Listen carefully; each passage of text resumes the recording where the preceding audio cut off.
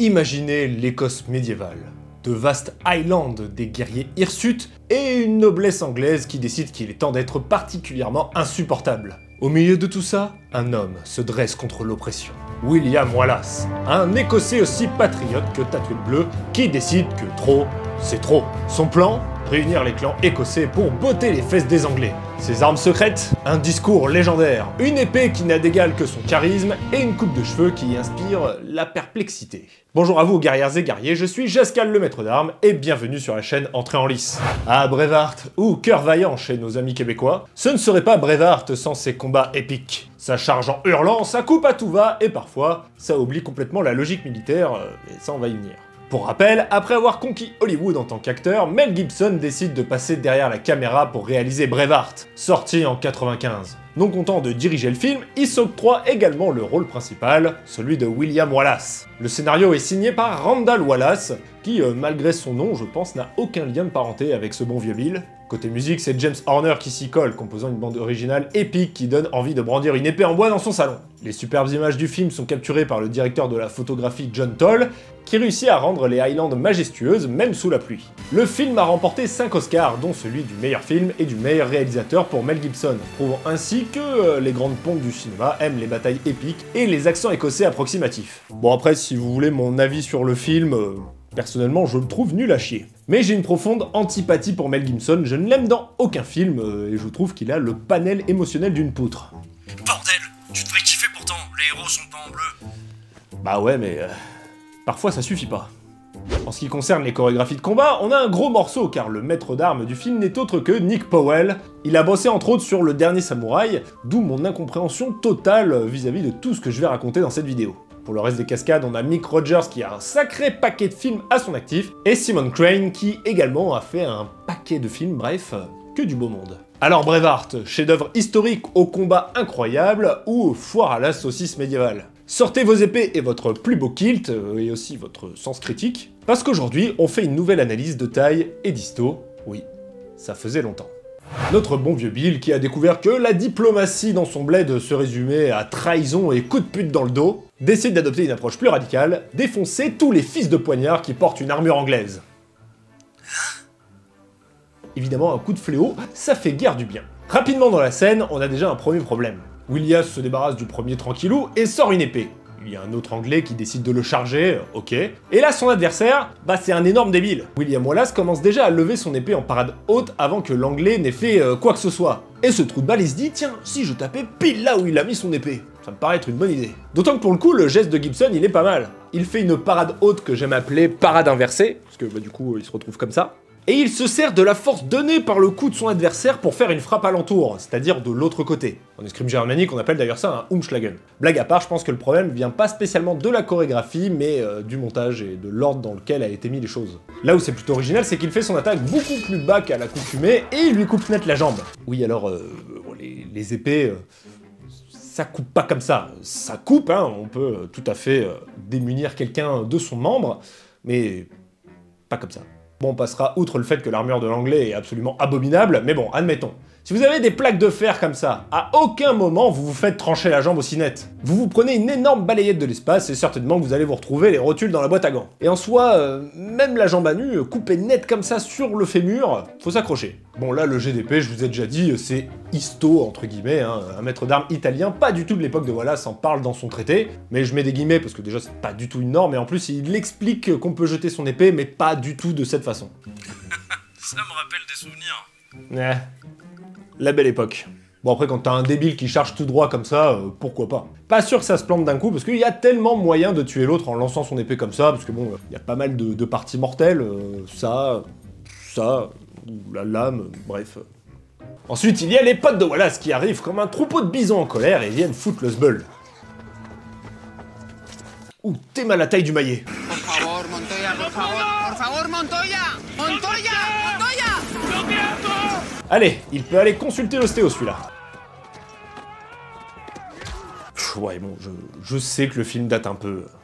Ah, il a ton âge, c'est pas si vieux. Certes, oui, mais le cliché du mec qui charge en hurlant, l'épée en l'air comme un débile, je ne le supporte plus. Pour moi, c'est la quintessence de la pauvreté des chorégraphies de combat. C'est vraiment créer de l'action avec du vide. C'est de la merde. Ça va mon ref? Bon alors par contre, utiliser le corps des ennemis vaincus pour se protéger des tirs de flèches, ça c'est une très bonne idée, bien qu'un peu barbare. Oh mais attendez une minute. Mais je les connais ces deux-là, ils jouent à peu près dans tous les films histo des années 2000. Bon ensuite il y a Bill qui envoie un des archers faire un speedrun vertical vers le sol, et lui on se demande bien ce qu'il était en train de branler. Est-ce que j'ai bien éteint le gaz avant de partir moi? Oh la vache, on a une prise en demi-épée, et pas si incohérente que ça en plus. On salue l'effort. Bref, la moralité de cette scène, c'est que si vous entendez des Écossais hurler au loin, il est peut-être temps de faire comme ce soldat anglais et de réévaluer vos choix de carrière. Passons à la fameuse bataille de Stirling. Bon alors, avant toute bataille qui se respecte, il faut un discours. Je vais vous enculer vos morts, vous avez... Tu vas baiser tes morts, tu vas baiser... Ta femme, je l'ai pris, je l'ai enculé. Wallace, maquillé comme s'il sortait d'une convention de cosplay viking, galope devant ses troupes en expliquant que la liberté c'est cool, et que mourir pour l'Écosse, c'est encore plus cool. Ses soldats sont convaincus, nous aussi. Juste avant la charge de la cavalerie anglaise, les Écossais décident de leur offrir un spectacle inédit, une levée générale de kilt. Les Anglais sont vexés, très vexés par cette blague totalement anachronique. Les chevaliers anglais chargent comme s'ils allaient écraser des insectes. Erreur fatale. Wallace et ses potes sortent des piques géantes cachées sous l'herbe. Enfin, cachées, c'est posé quoi. Les Anglais ils sont un peu cons, ils auraient pu le voir quand même. Transformant cette cavalerie en kebab humain géant. Alors oui, effectivement, charger une formation piquée quand t'es une cavalerie, c'est pas l'idée du siècle. Ensuite, c'est le début de la baston, et les troupes se préparent à l'affrontement.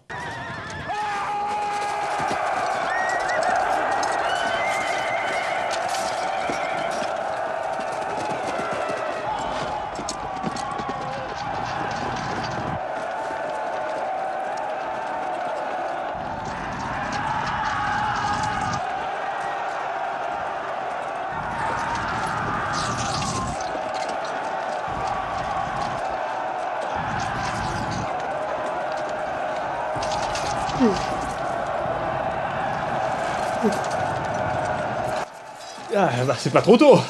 Alors je vais vous dire un truc, si vous courez à cette allure pour aller vous battre chargé de tout votre équipement, pendant aussi longtemps, même si vous êtes un champion du cardio, je vous garantis que vous avez plus du tout d'énergie pour vous battre. C'est d'ailleurs certainement ce qui explique la pauvreté de ce qui se passe à l'écran pendant la bataille. Non mais sans déconner, je ne comprends pas comment ce genre de scène a pu être apprécié même à l'époque. Y a rien, on voit que dalle. William Wallace a une clé mort et l'utilise comme si c'était une épée normale. Et là, je dis pas qu'il faut faire des mouvements histo avec une grande épée à deux mains, on parle même pas de ça. Mais je sais pas, il a une grande épée, exploitez le truc, faites-lui découper 5 Anglais d'un coup en un geste, enfin iconisez un peu le personnage. Ouais, comme Guts.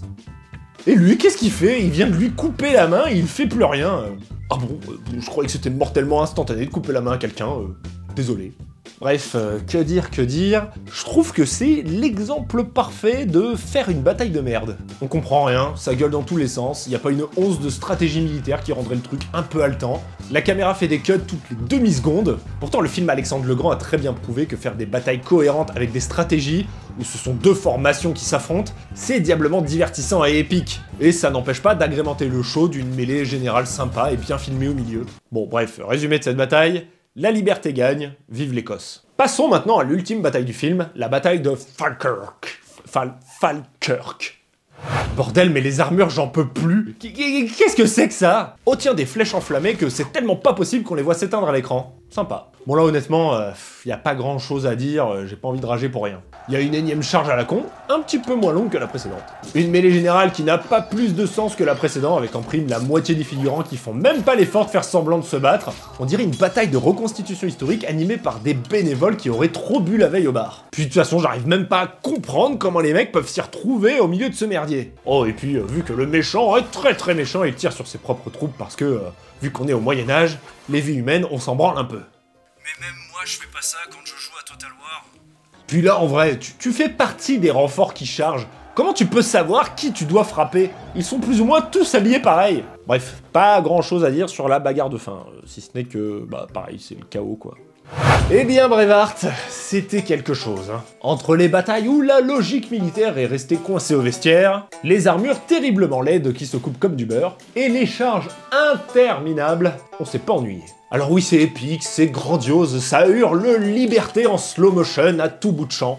Mais en termes de combat, on est plus proche d'une foire médiévale où tout le monde aurait bu beaucoup trop de Red Bull que de véritables batailles stylées et épiques. Et là, je parle même pas de réalisme, hein, on n'en est plus là. Après, si vous aimez Braveheart, évidemment, pas de souci, hein, c'est un film qui a marqué son époque. Et ça reste une référence dans le cinéma, visiblement. Peut-être que si justement je l'avais vu quand il est sorti, j'aurais un avis différent. Mais entre des batailles beaucoup trop confuses avec des décisions tactiques aussi douteuses que les costumes, et des épées qui coupent tout, même la crédibilité, je suis personnellement aussi fâché que les Écossais dans le film. Sur ce, c'est la fin de cette analyse de taille et disto, j'espère que ça vous aura plu. N'hésitez pas à me donner votre avis en commentaire et à m'insulter si pour vous Braveheart est un film incroyable. Et me dire surtout quel autre film mérite une analyse. Chikenito, t'as quelque chose à rajouter? Je souhaite vous donner un dernier conseil. Si un jour, vous vous retrouvez face à un Écossais, pas en bleu, torse nu, les armes à la main, prêt à vous tuer, prêt à vous égorger, eh bien, méfiez-vous. C'est un conseil d'ami que je vous donne. Eh bien, merci. Gardez l'esprit affûté.